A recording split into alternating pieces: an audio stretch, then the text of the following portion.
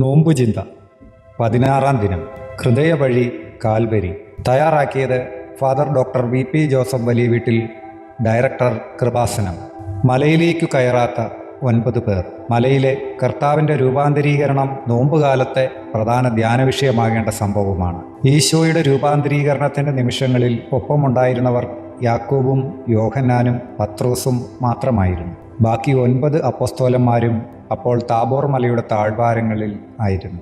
എന്തുകൊണ്ടാണ് ഈ 9 പേരെ മലമുകളിലേക്ക് കൊണ്ടുപോകാതിരുന്നതെന്ന് നമുക്ക് സംശയം തോന്നാം.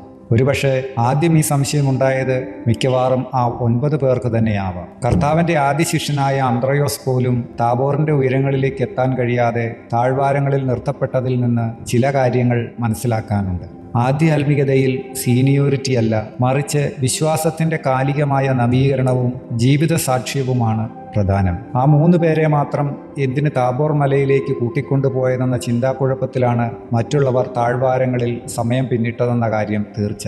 കർത്താവ് മലയിൽ രൂപാന്തരപ്പെടുന്ന ആ നിമിഷങ്ങളിൽ താഴെ ഒരു അപസ്മാര രോഗി ഈ 9 പേരുടെ കൂട്ടത്തിലേക്ക് ഇരച്ചെത്തുന്നുണ്ട്. 2 സംഭവങ്ങൾ താഴെയും മലമുകളിലുമായി ഒരേ സമയം. താബോറിൻ്റെ ഉയരങ്ങളിൽ സ്വർഗീയമായ രൂപാന്തരീകരണവും കർത്താവിൻ്റെ ദിവ്യത്വവും അപ്പോസ്തലന്മാർ തൊട്ടറിയുന്നു. അതേസമയം താഴെ തങ്ങളുടെ അടുത്തേക്ക് അയക്കപ്പെട്ടയാൾക്ക് തങ്ങൾ ആർജിച്ച വിശ്വാസം കൈമാറാൻ കഴിയാതെ നിസ്സഹായരായി പരിഭ്രമിച്ചു നിൽക്കുന്നു. പൈശാചികമായ ആവാസത്തോടെയാണ് അപസ്മാര രോഗി വന്നതെങ്കിൽ അപ്പോസ്തലന്മാർ അതിനെ ഒഴിപ്പിക്കാൻ തങ്ങൾക്കറിയാവുന്ന രീതികളിലെല്ലാം പ്രാർത്ഥിച്ചിരിക്കും. പക്ഷേ ഒരു ഫലവും കാണുന്നില്ലെന്നതും അവരെ സംഭ്രമിപ്പിച്ചിരിക്കും. അതുകൊണ്ടാണ് അവർ പിന്നീട് ഈശോ തനിച്ചായപ്പോൾ മത്തായിയുടെ സുവിശേഷം 17:19 ഇങ്ങനെ ചോദിക്കുന്നത്: എന്തുകൊണ്ടാണ് ഞങ്ങൾക്ക് അവനെ സുഖപ്പെടുത്താൻ കഴിയാതിരുന്നത്? ഈശോ അതിനുള്ള മറുപടി പറയുന്നത് അവരുടെ ഉള്ളിൽ ഉണ്ടായിരുന്ന മറ്റൊരു ചോദ്യത്തിനു കൂടി ഉത്തരമായിട്ടാണ്.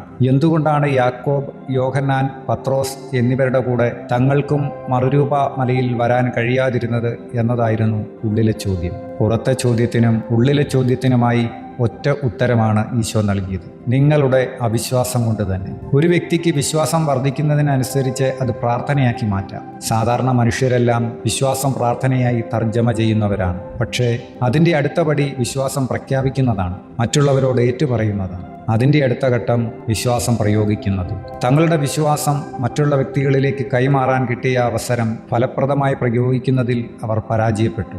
ഇപ്രകാരം ആത്മീയതയുടെ മറുരൂപ മലയിലെത്താനുള്ള വിശ്വാസം അവർക്കില്ലായിരുന്നത് കൊണ്ടാകാം താബോറിൻ്റെ ഉയരങ്ങളിലേക്ക് അവരെ ഈശോ കൂട്ടാതിരുന്നത്. നമ്മുടെ വിശ്വാസ വളർച്ച പരിശോധിച്ച് പോരായ്മകൾ പരിഹരിച്ച് താബോറിൻ്റെ പ്രാർത്ഥനാനുഭവത്തിലേക്ക് കയറാൻ വിശ്വാസികളെ പ്രചോദിപ്പിക്കുന്നതാണ് താബോറിൻ്റെ ഏറ്റവും വലിയ നോമ്പുകാല ക്ഷണം.